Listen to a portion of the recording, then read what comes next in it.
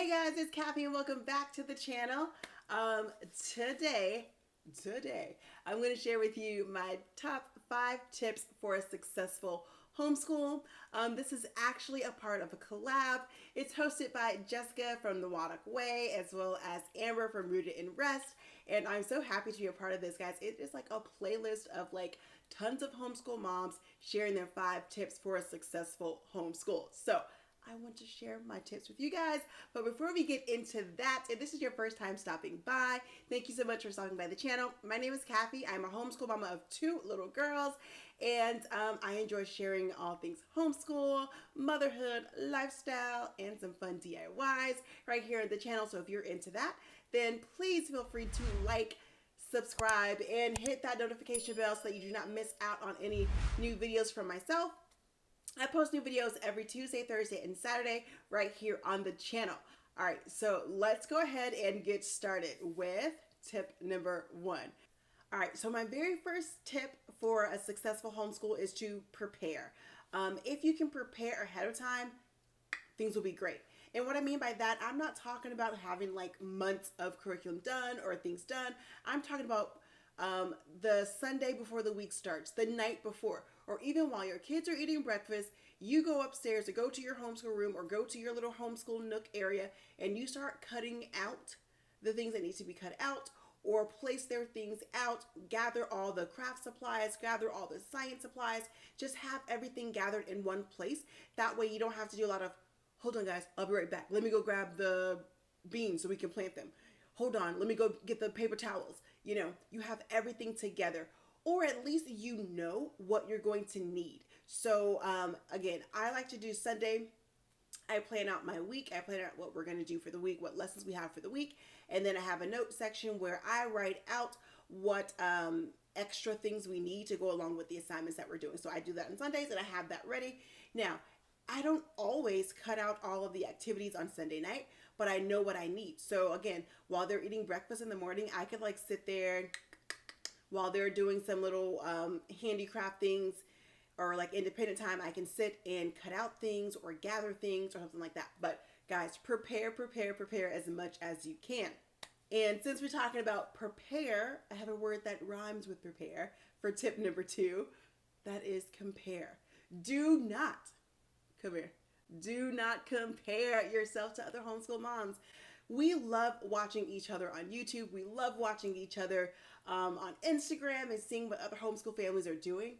But it's just a great place to get ideas, but it's a horrible place to start comparing yourself. If your child is reading at 4 years old and doing quadratic equations, that is awesome. But guess what? If my child can barely pick out his colors, and can just read the word the or can't even recognize the letter T, we're learning that is perfectly fine as well, guys. Every child is an individual and made to be an individual, and they learn at their own pace. Their styles are different. So please do not get in that guilt of compare that, oh my gosh, my child is 4, they should be doing this. No. Your child is 4 and they're doing exactly what they should be doing. So do not fall in that compare hole. And not even when it comes to your children. If you are not in a place or in a home where you have room for an extra, if you have room for a homeschool room and you only have your dining room table, that is awesome. I mean, I live in Florida and we do not have basements here in Florida.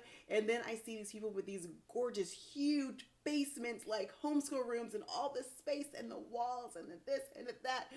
And I don't have that. I mean, we do have a room, but that's because my girls, as of right now, they are still young and they want to share a room. They don't want to sleep separate. So we use the other room as their playroom / homeschool room.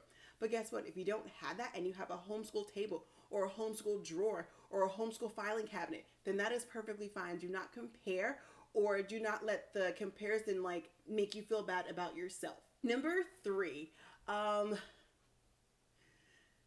say this, do not get upset with me. Throw out your schedule. Guys, okay. And what I mean by throw out your schedule is try to have more of a routine or a groove or a flow that your family falls into. Sometimes with a schedule, it could make things a lot more stressful. If you're not done by 10:30 and you're like, oh, we should be doing XYZ by now. When you have such a rigid schedule like that, then sometimes that can bring a lot of stress onto your homeschool. So definitely find a rhythm. Take, your first week or so as you're homeschooling into the school year to figure out how long does it take for language arts? How long does it take for math? Can we do language art, math, and science on the same day? Should we kind of move that to a different day? What I personally do is I do have our lessons that we do kind of every day. We do language arts and math every day. That's what we do every day, and then we kind of rotate our other subjects kind of throughout that day. But if something goes really long, if we take a lot more time on language arts and we don't have time to get to our science lesson, then even though it's the day that we were going to do science, then I just pop science to the next day and we do it on the next day. Because I have my week of what assignments I want to complete kind of in this week, and we work our groove and we get to it. And then if we don't get to it, we pop it to the next day and we keep on going. But sometimes when you have that schedule and it's like set in stone, there is no movement, there's no wiggle room, it can really add some stress to your day. Number 4, it's kind of along the idea of schedules, but also be flexible, especially when it comes to curriculum, when it comes to learning styles. I had to learn this. We changed our curriculum. I think we were like 3 weeks in, barely, and then we're like, my math, we're done. We can't do this. This is not working for us. This is, this is not going to work. We got to change something up. I feel sometimes when people feel like they paid for a particular curriculum, that they have to complete it out throughout the school year. Guys, find someone to gift it to. Save it for another child that you may have, because that may be a learning style that works for them. But don't feel like you have to stay in that style of teaching or use that curriculum just because you paid for it. Also be flexible with, if there's a style of teaching that you really enjoy but your child is not grasping it, be flexible. Change and adapt to what they're learning, their learning style. Same for you. If they have a way that they love and you're just like, oh my gosh, I just do not like that style of teaching, I don't agree with that, then be flexible that you can change and adapt per child, and every child will be different. The way that they learn, the way that they grasp material will be totally different. And number 5, mama, this is like the most important one, I think. Take time for yourself. Sometime during the day, take some time for yourself. Whether it is you waking up early before your kids, I personally do not do that because I don't like to wake up really early. I don't like to sleep in, but I don't like to wake up super, super early.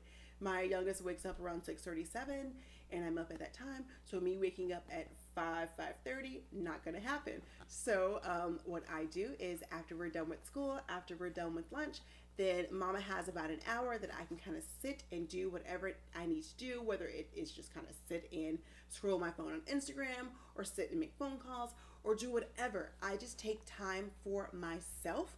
And guess what? It is okay to tell your kids, go into your playroom and play for an hour because mama needs some time. It's okay to tell your kids, hey, go outside in the backyard, play outside, kick the ball, jump around on the swing, or you don't jump on swings, swing on the swings, jump around. It's okay. But you absolutely have to take time for yourself, because when you're on in, your homeschool day will be on in, your teaching will be on frazzled, your kids will feel that same emotion. I just spit all over the place. Your kids will feel that same emotion. And you want to take some time for yourself so that you can have that moment, because guess what? As moms, it never stops. Even if you're not homeschooling, it never stops from the moment you wake up to the time that those kids go to bed. And even when they go to bed, if you're like me, you have the baby monitor on, you're still watching, you're thinking. Even after they fall asleep, before I fall asleep, I always go back upstairs and do a double check on them to make sure they're okay. So we're always in mother mode, right? We're always thinking about our kids, and we absolutely have to take some time to think about ourselves. So I hope you enjoyed those 5 tips for a successful homeschool. Drop your tips down below. I would love to see what are some things that you feel are important for a successful homeschool. Guys, don't forget to check out the playlist. I will have the link down below for all the other homeschool mamas that are a part of this collaboration. And head over to Instagram where you can hang out with me and the family on the daily. You'll see more of our day-to-day life over there and get to know us a bit. Also, don't forget to like, subscribe, and hit that notification bell so that you don't miss out on any videos that I post. I post new videos every Tuesday, Thursday, and Saturday. And guess what, guys? I'll talk to you guys in a couple of days. Bye.